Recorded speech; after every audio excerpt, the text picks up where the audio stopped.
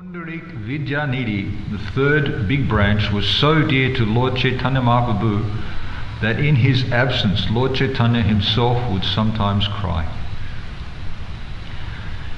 In the Gauragena Deshadipika, Srila Pundarika Vidyanidhi is described to be the father of Srimati Radharani in Krishna Lila. Chaitanya Mahaprabhu therefore treated him as his father. Pundarika Vidyanidhi's father was known as Vaneshwara, or according to another opinion, Shuklambara Brahmachari, and his mother's name was Ganga Devi. According to one opinion, Vaneshwara was a descendant of Sri Shivaram Gangopadhyaya. The original home of Pundarika Vidyanidhi was in East Bengal, in a village near Dhaka named Bagia, which belonged to the Virendra group of Brahmin families. Sometimes these Virendra Brahmanas were at odds with another group known as Radhiya Brahmanas, and therefore Pundarika Vidyanidhi's family was ostracized, and at that time was not living as a respectable family. Bhakti Siddhanta Saraswati informs us that one of the members of this family is living in Vrindavan and is named Sarojananda Goswami. One special characteristic of this family is that each of its members had only one son or no son at all, and therefore the family was not very expansive. There is a place in the district of Chattagram in East Bengal that is known as Hatha Hajari, and a short distance from this place is a village known as Mekalagram, in which Pundarika Vidyanidhi's forefathers lived. One can approach Mekalagram from Chattagram either on horseback, by bullock cart or by steamer. The steamer station is known as Anupunara Ghat. The birthplace of Pundarika Vidyanidhi is about 2 miles southwest of Anupunara Ghat. The temple constructed there by Pundarika Vidyanidhi is now very old and much in need of repair. Without repair, the temple may soon crumble. There are 2 inscriptions on the bricks of that temple, but they are so old that one cannot read them. There is another temple, however, about 200 yards south of this one, and some people say that this is the old temple constructed by Pundarika Vidyanidhi. Sri Chaitanya Mahaprabhu called Pundarika Vidyanidhi father, and he gave him the title Premanidhi. Pundarika Vidyanidhi later became the spiritual master of Gadadhar Pandit and an intimate friend of Swarup Damodar. Gadadhar Pandit at first misunderstood Pundarika Vidyanidhi to be an ordinary pounds and shillings man. But later, upon being corrected by Sri Chaitanya Mahaprabhu, he became his disciple. Another incident in the life of Pundarika Vidyanidhi involves his chastising the priest of the Jagannath temple, for which Jagannath Prabhu chastised him personally by slapping his cheeks. This is described in Chaitanya Bhagavatam Adi-lila chapter 7. Sri Bhakti Siddhanta Saraswati Thakur informs us that there are still 2 living descendants of the family of Pundarika Vidyanidhi, who are named Sri Harikumar Smriti Tirtha and Sri Krishna Kinkara Vijaya Lankara. For further information, one should refer to the dictionary known as Vaishnav Manjusa.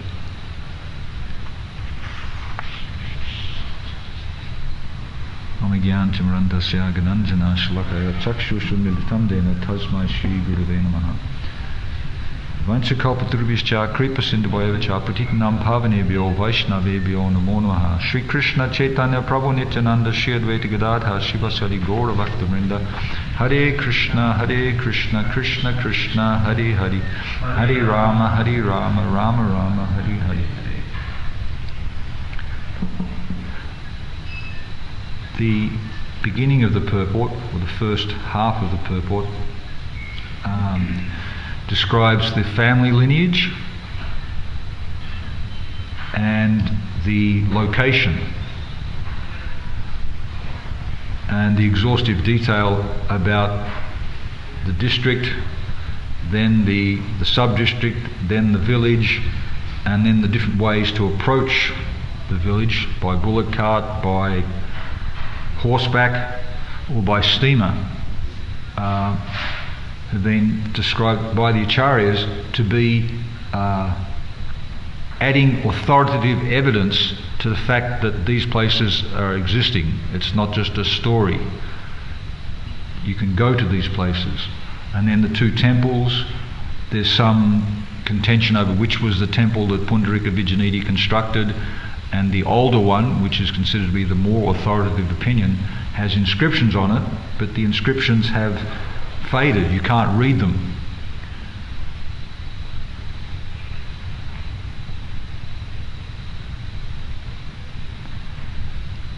And the family members, interesting thing about the family is that one great special characteristic of this family is that each of its members had only one son or no son at all, and therefore the family was not very expansive. So it's limited. In some places, persons may claim to be descendants from such and such person, and therefore try and get some notoriety and some worship and some money. I've mentioned it quite a few times, but there was a group, and they claimed their lineage to be descended from Lord Caitanya. But when you look into it, and it's right there in the front of their book, their lineage is from Sachimata's sister. So it's a loose connection, and they've got some association. They feel familiar with that, and so they've made a stamp. But it's not a bona fide lineage. So here's all the lineage, and there are people, persons, devotees who are still existing, still living. Hari Kumar Smriti Tirtha and Sri Krishna Kinkara Vidyalankara. So when you go, and devotees are going to these holy places, they can meet somebody who knows of that personality, or who can direct them towards that personality, and they can get first-hand information about the family, about stories that have been passed down, about traditions, to confirm in their own minds and to confirm for others the authenticity of these scriptures. Because many people have said, well, Krishna, he's just mythology, it's just a story. But you can go to Vrindavan, you can go to the place, you can see the grinding mortar, it's said to be a wooden grinding mortar, but there's a stone grinding mortar there. So it's the original. But even in Lord Chaitanya's birthplace, you can go, and there's a big neem tree. Apparently it's related to the original neem tree, like a branch from the original neem tree, as that was getting old, was transplanted, and then this new tree has come from there. So it's the same tree, a descendant of the same tree. So this all lends authenticity to the presentations of the scriptures. So people will say, well, how can you say that? Well, no, we have the scriptures that have been preserved through the medium of the Sanskrit and Bengali language, which has also got very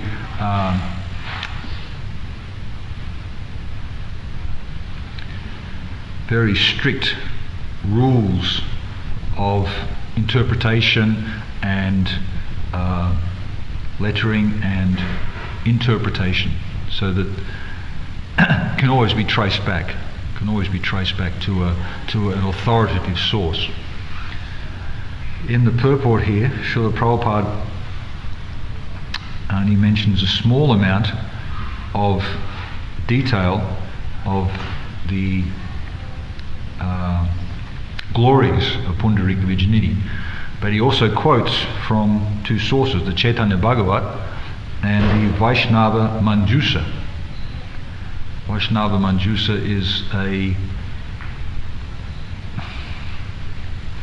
it's a dictionary, or like an encyclopedia, There's the Puranic encyclopedia, so the Vaishnava Manjusra is also a similar concise encyclopedia about Vaishnava, about different dealings. I tried to find a copy, and online there was a copy, but it's all in Bengali, so I can't read it. So still, if somebody is interested in gaining further information, more authoritative evidence and more detail, because Pundarika Vijayanidhi, he's an incredible personality. I've been reading the Chaitanya Bhagavatam. Krishnadas Kaviraj Goswami, he gives reference to different pastimes, and he defers to Srila Vrindavan Das Thakur, that he's elaborately described. So here Chaitanya Bhagavat, this is the one verse here, Pundarik Vijayanidhi, and there's some other elaborations in other parts, but the Chaitanya Bhagavat is quite extensive in its glorification of Pundarik Vijayanidhi, and the mood is very nicely set by Vrindavan Das Thakur. So with your permission, I'll read these other sections. They're very, very nicely written. This version of the Chaitanya Bhagavat is like a summary by Purna Pragya, who I think I've heard is authoritative and very reputable in his writings. Pundarika Vijayanidhi was a very dear associate of Lord Krishna. He appeared at the village of Chattagram in East Bengal. Because Lord Chaitanya appeared at Navadvip, when he could not find Pundarik, he sighed heavily, feeling separation from him. One day after dancing ecstatically in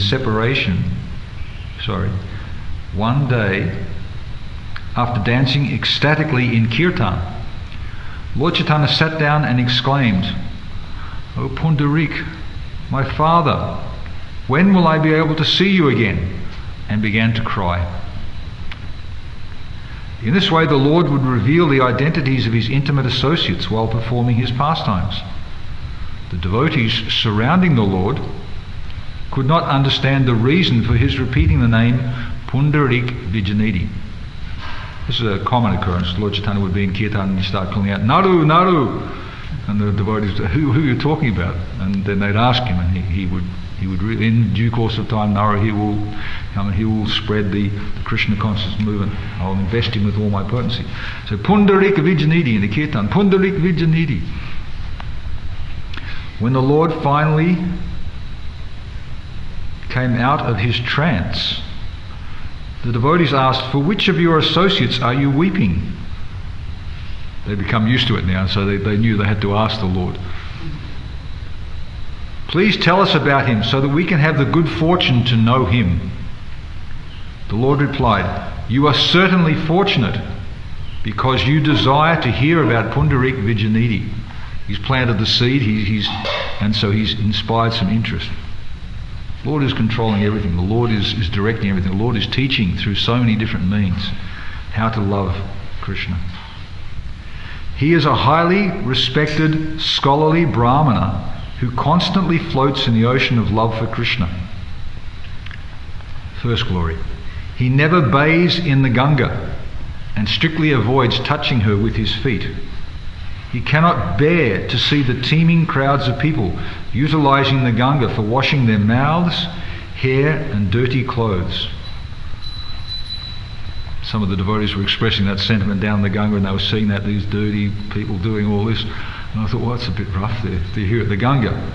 But Pundarika Vijayanidhi, he cannot tolerate this because the attitude, the underlying attitude of dealing with Ganga, Mother Ganga, in this way shows disrespect.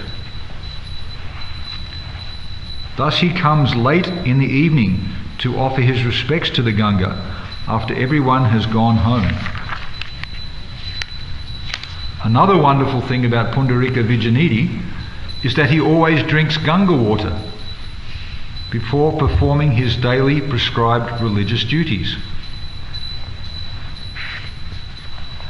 Ganga water, you get a bucket and you collect some muddy water. Ganga water is so thick with all of the bacteria and the pollutants, and it's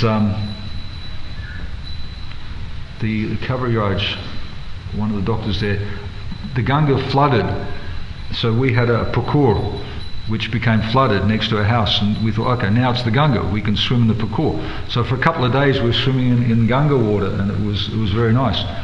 But after a while an ear infection manifested. So the Kaviraj, he mentioned that, well, you Westerners, your body is not attuned to all of the bugs. You can't tolerate it, so you have to take some medicine.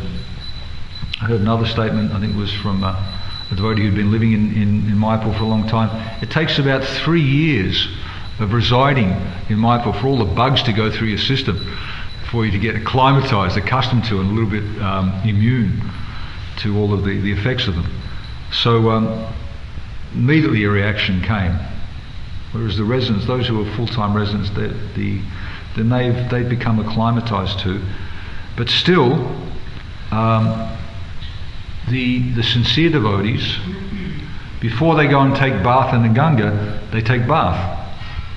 They purify themselves so that when they go to the Ganga, they're not going to be disrespectful. Mother Ganga, when she was coming down to the earth planet, she was reluctant in the beginning. She said, well, people will take bath with me, they'll contaminate me, I'll get full of all of the sins, because that's one of the effects of bathing in the Ganga, that you become purified of all of your sins.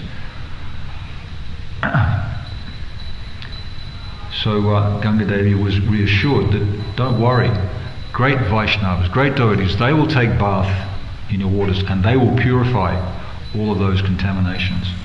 So the great devotees, they're very careful about taking bath in Ganga. They will bathe beforehand, and then they'll offer respects. They'll put 3 drops of water on their head. So Pundarika Vijayanidhi, he always drinks Ganga water before performing his daily prescribed religious duties. You get the Ganga water in a big bucket and you let it sit for 2 or 3 days, and then all of the rubbish settles to the bottom, and you can drink purifying, pure Ganga water. Except during the rainy season, when it's it's too full on. So some devotees are of the opinion that if you take that Ganga water and then you filter it, then you don't have faith in the Ganga, and you're changing the composition of the Ganga, and it's no longer Ganga. But the Jamuna, flowing past Vrindavan, was so heavily contaminated. It wasn't, again, some people who were seeing externally were saying it's no longer the Jamuna. In fact, it was just the redirected sewage from Delhi that was going through there. It was no longer. But still, devotees would take bath in Jamuna because of the purifying aspect, because of the spiritual nature of the personality. So Lord Chaitanya continues, soon he will come to Navadvip, where he also has a house. None of you will be able to recognize him, because he looks just like an ordinary materialistic man. Talking about Pundarika Vijayanidhi caused Lord Chaitanya to become absorbed in an ecstatic trance. While weeping, he cried out, "Oh my father, Pundarik!" From the start of the purport, the Gora Gainadishdipika confirms and elaborates how Pundarika Vijayanidhi is considered to be the father, because in Caitanya Lila, Pundarika Vijayanidhi, in Krishna Lila, he was Vrishabhanu, he was Srimati Radharani's father, and Lord Chaitanya is a combined incarnation of Krishna and Radha. When the Supreme Lord attracts his associate, there is no way that he cannot respond. Thus, Pundarika Vijayanidhi suddenly desired to go to Navadvip. Travelling with many disciples, he arrived at Navadvip but remained incognito there. Because of this, everyone considered him to be a materialist, attached to a life of comfort and sense enjoyment. Only Mukunda knew the truth, because he was an Ayurvedic doctor from Chattogram, same place as Pundarika Vijayanidhi is from. Thus he was well acquainted with Pundarika Vijayanidhi. Still, Mukunda did not reveal his identity to anyone. Mukunda told Gadadhar Pandit, who was his constant companion, "A very great devotee has come to Navadvip. You have been hankering for the association of a pure devotee. And so now your desires will be fulfilled. I will take you to see this wonderful devotee, and in return I simply ask that you think of me as your dear servant." They found Pundarika Vijayanidhi comfortably seated at home. Gadadhar Pandit offered his obeisances and was respectfully given a seat. Vijayanidhi asked Mukunda, "What is his name and from where does he come? His body is effulgent due to rendering devotional service to the Lord." Mukunda replied, "His name is Gadadhar, and from his childhood he has been detached from family life. Externally he has appeared as the son of Madhava Mishra. He's fully absorbed in devotional service and associates only with devotees. When he heard about you, he was very anxious to meet you." Pundarika Vijayanidhi sat like a prince on his bed, which was made of wood and covered by intricately worked brass. Above his head were 3 tiers of ornamental canopy. He was seated upon a soft mattress, and supporting his back were silk pillows. Water pots were within reach, and on either side were large ornate mirrors into which he frequently glanced. Not mentioned here, but in another version of Chaitanya Bhagavat, water pots and also spittoons. And he had a box, a nice jewelled box with betel in there, which he was chewing and spitting. Pundarik's forehead was decorated with tilak, as well as spots of sandalwood paste. His hair was well groomed and shiny due to his use of perfumed oil. Behind him were 2 men fanning him with peacock feathers. Due to living a life of pure devotional service, Pundarika Vijayanidhi looked as charming as Cupid. All those who did not know him would assume that he was a man addicted to a comfortable life. Opulence. But some people can handle it, most people can't.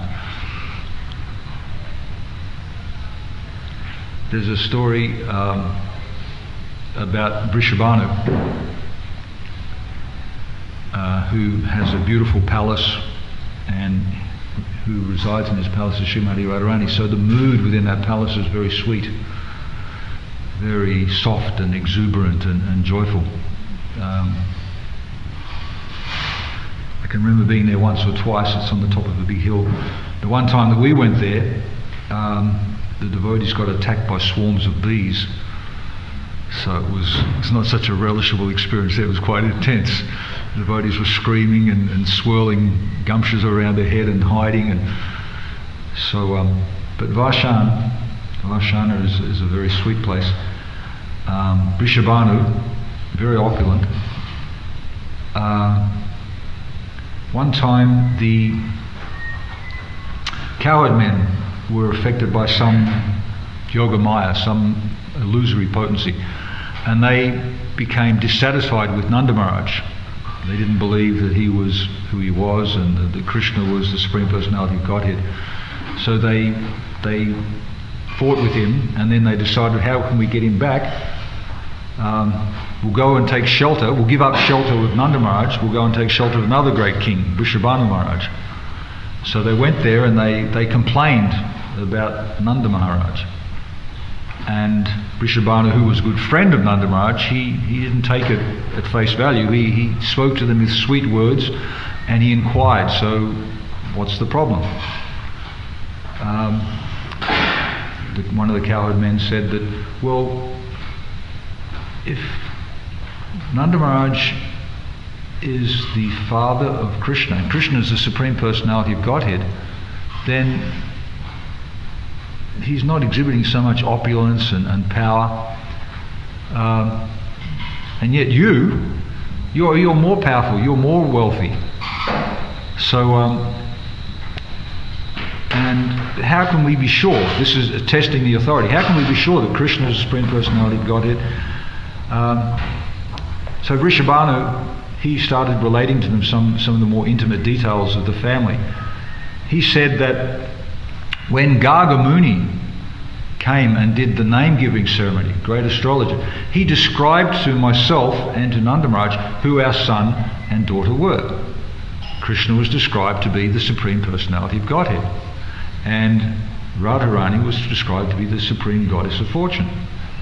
So the cowherd men, they'd never heard that, so it was news to them, and they became a little bit convinced. But still they were upset. They were not pacified. So Vrishabhanu Maharaj, he understood he had to demonstrate to them how Krishna was the Supreme Personality of Godhead. If you don't have the eyes to see, and even if you do have the eyes to see, then sometimes Krishna, he'll manifest a four-arm form, sometimes he'll do a lift Govardhan hill, but still people, it won't be convincing enough. They wanted to see the opulence. So Vrishabhanu Maharaj, he made a proposal, and he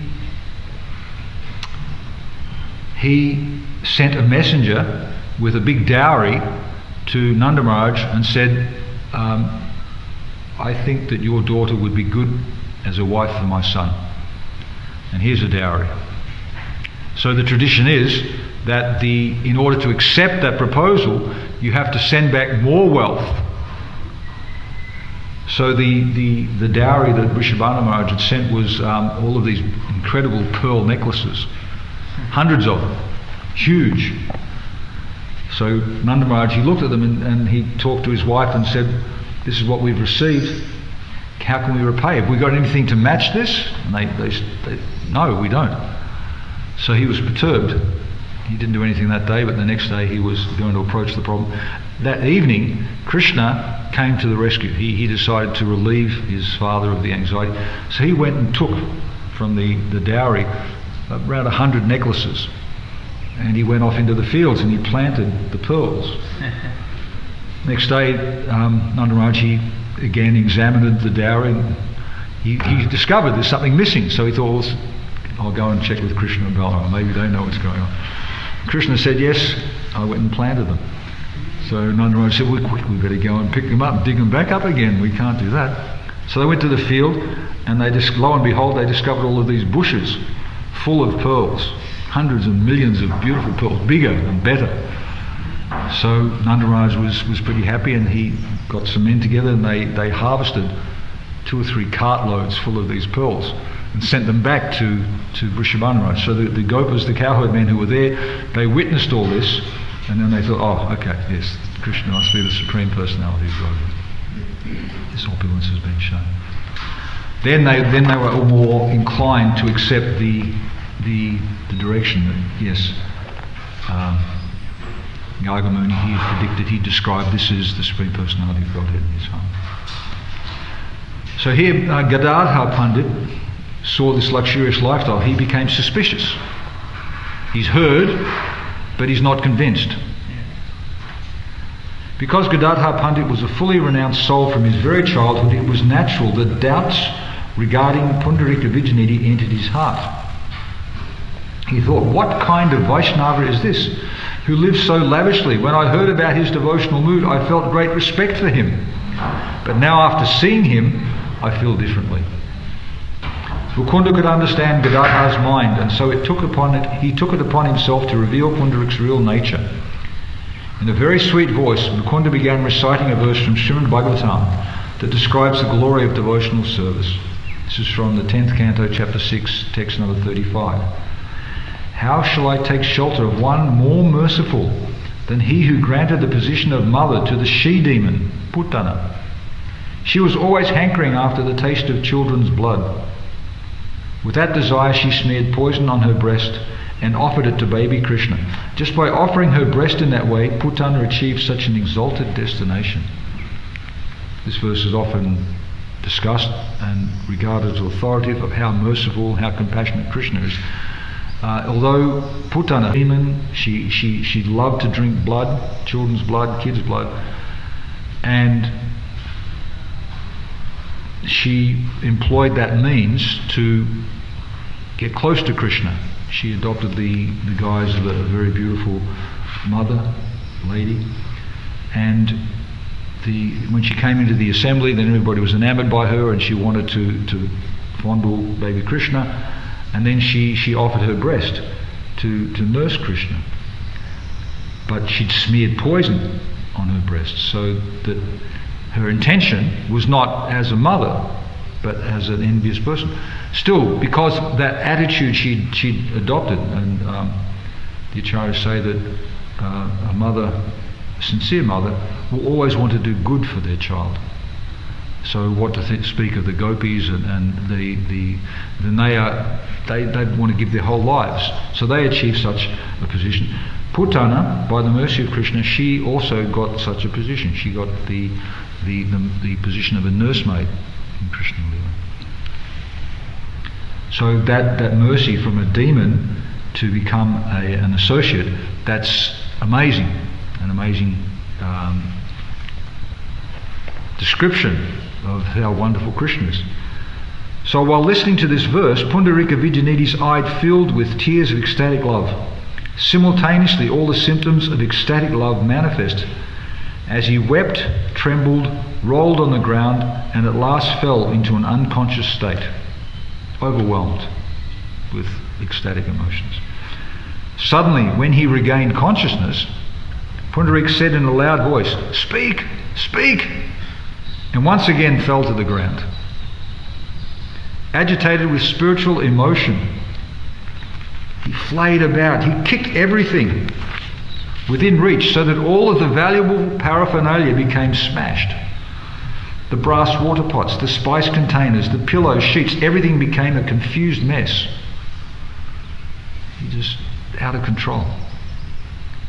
Pundarika Vijayanidhi began to tear his fine clothes, and his hair became dishevelled as he rolled on the floor. He cried out piteously, "O Krishna, my very life and soul, I have been deprived of the Lord's association in his most munificent incarnation."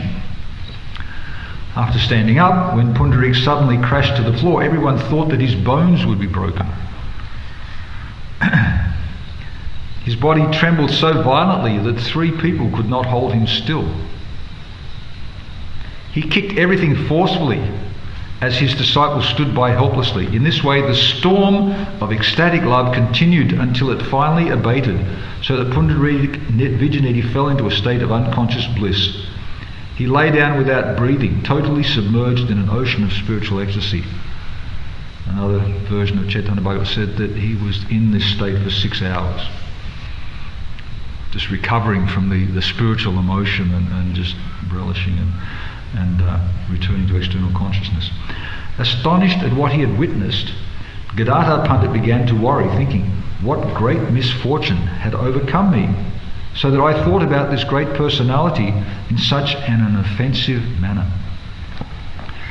Gadadhar embraced Mukunda, being extremely pleased with him. Drenching him with tears of love, he said, "Mukunda, you have acted like a true friend, for you have shown me a pure, unalloyed devotee of the Lord. It would be very difficult for me to find another devotee like him within the entire creation.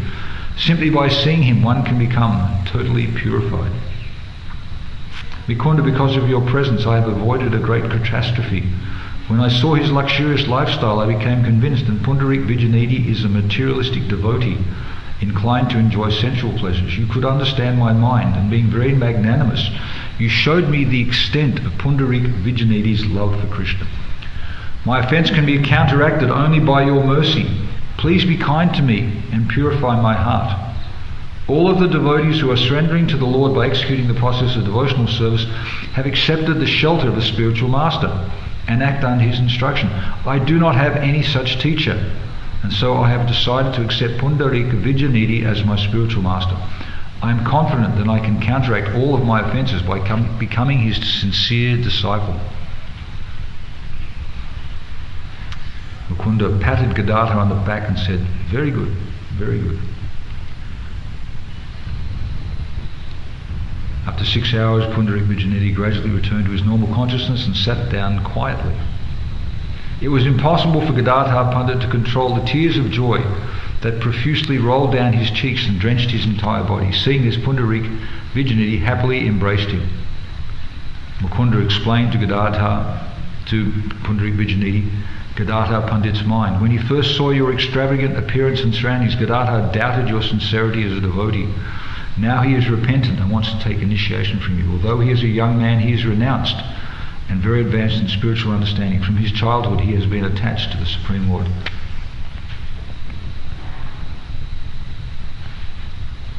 So he accepts him as a disciple. He agrees to initiate him. And then they go to visit. Well, he then said, an auspicious day is the forthcoming 12th day of the waxing moon. So come to meet me at that time.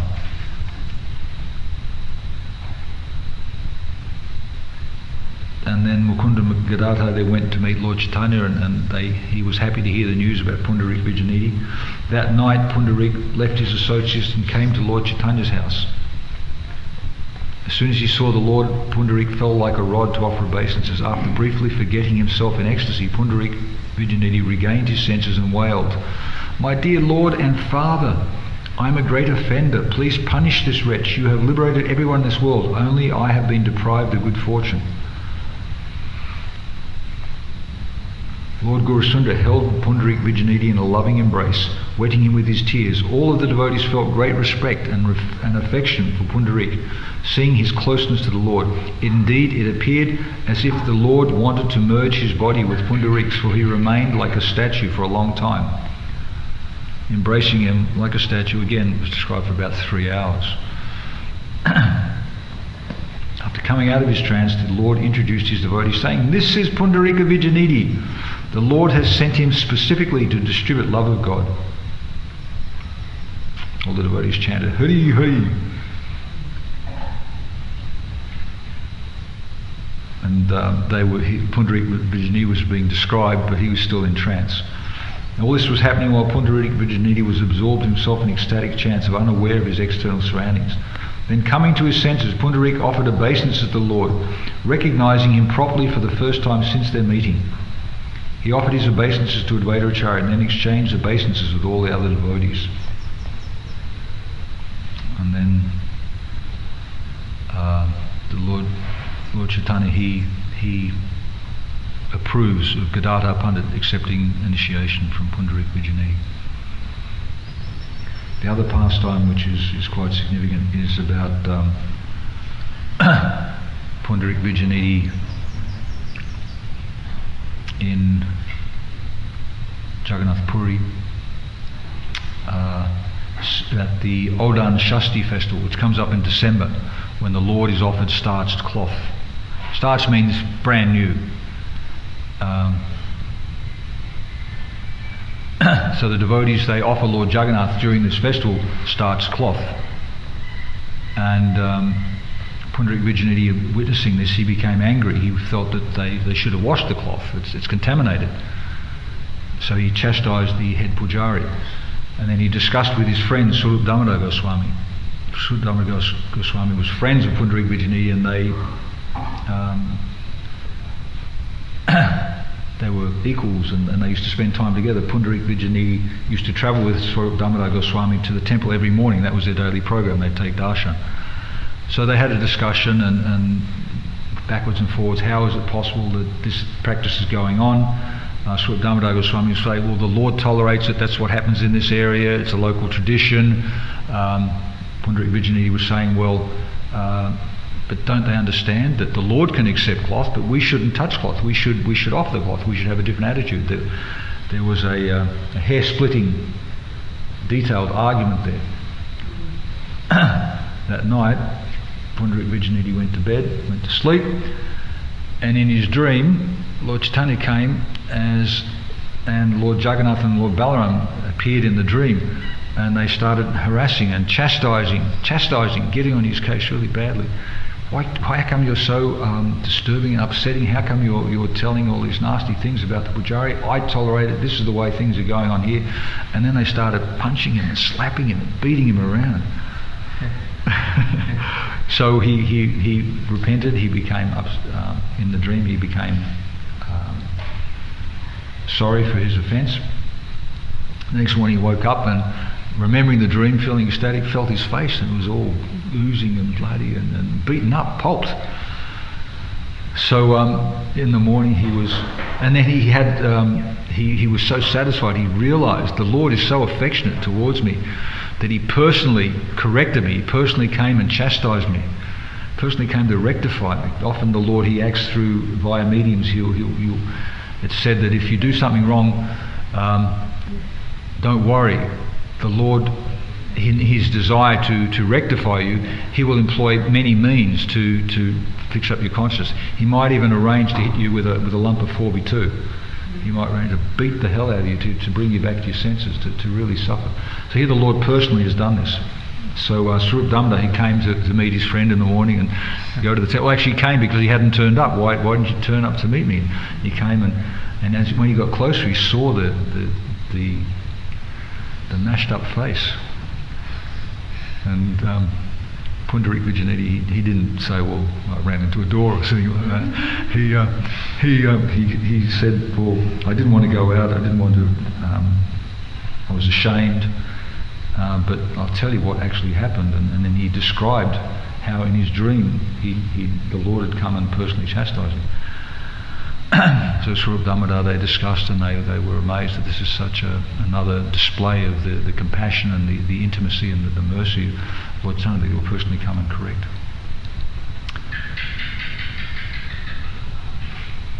You can reel those sort of dreams and a dream about the spiritual master, a dream about Krishna, then they do have a spiritual component.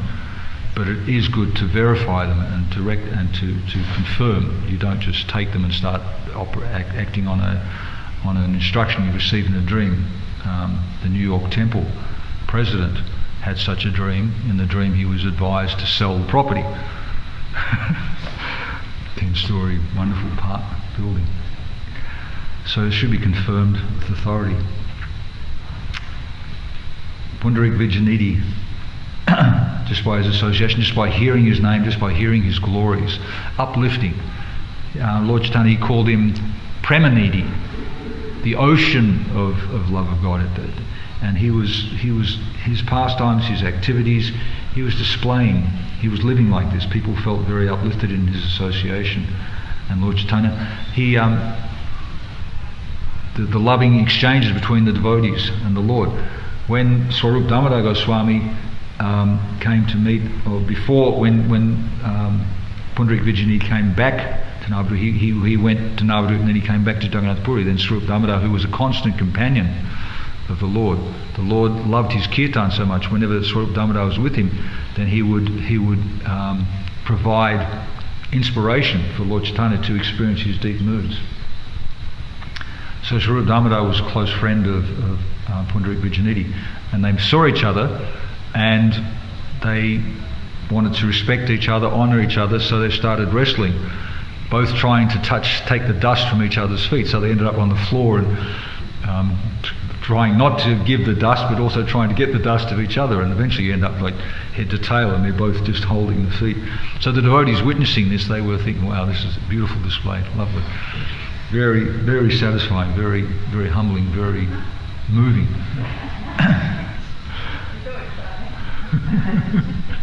Getting the dust. So Pundarik Vijayanidhi, hearing about these great devotees, we can understand how they are the pillars, the branches, the substance of the tree of Lord Chaitanya, and we should relish their association. So Pundarika Vijayanidhi ki jai.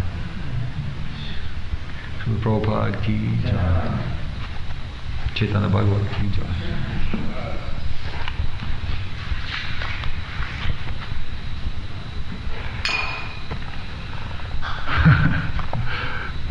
Follow up to Govardhan Puja, and then tomorrow Srila Prabhupada's disappearance day. This is the festival season.